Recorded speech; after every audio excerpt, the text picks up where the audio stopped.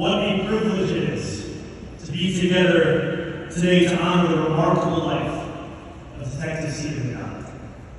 I want to thank Police Commissioner Tisch and the entire NYPD leadership team for all that you do to keep New Yorkers safe.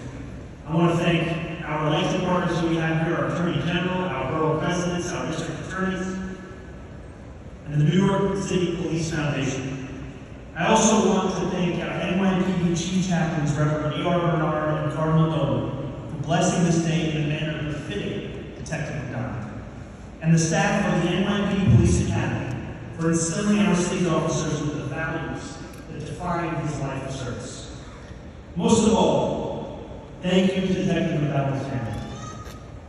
To his wife, Patty Ann, your heroism has bolstered and brightened our city over these past 4 decades. From one mayor to another, thank you.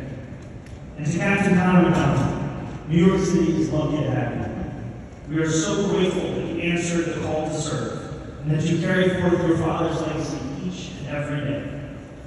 There are many here today who knew and loved the man whose name now graces the storied training facility. In many ways, you knew him as countless New Yorkers did, as an officer of extraordinary compassion, as a global advocate for nonviolence and forgiveness, and as a public figure that embodied the best of New York City. But you also knew him simply as a man. You saw up close that, though he often seemed larger than life, Detective McDonald was, above all else, human.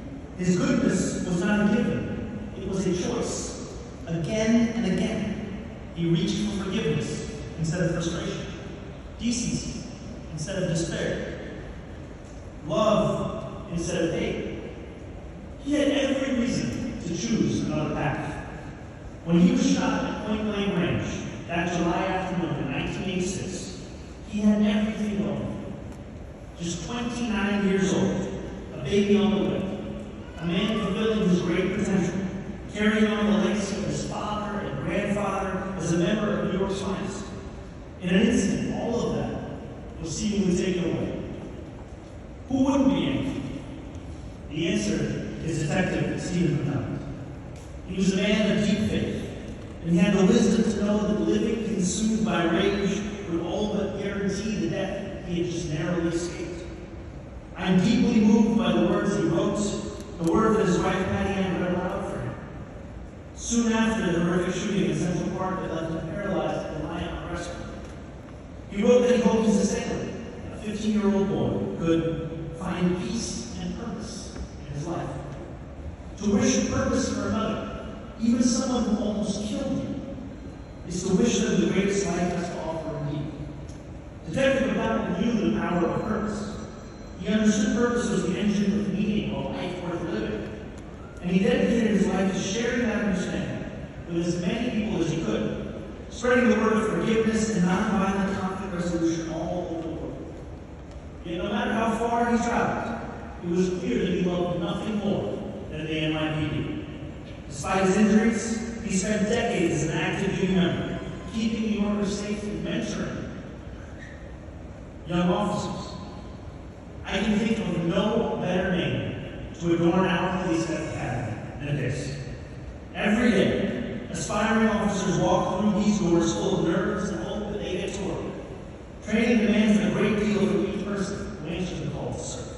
And every officer at one point or another faces moments of doubt or struggle. In those moments of uncertainty, as they feel like they can't memorize another piece of information or run another mile, Detective Stephen McDonald's name will be here, reminding them that they can. What a gift that his love for this institution will live on in the generations of graduates who will find strength in his example.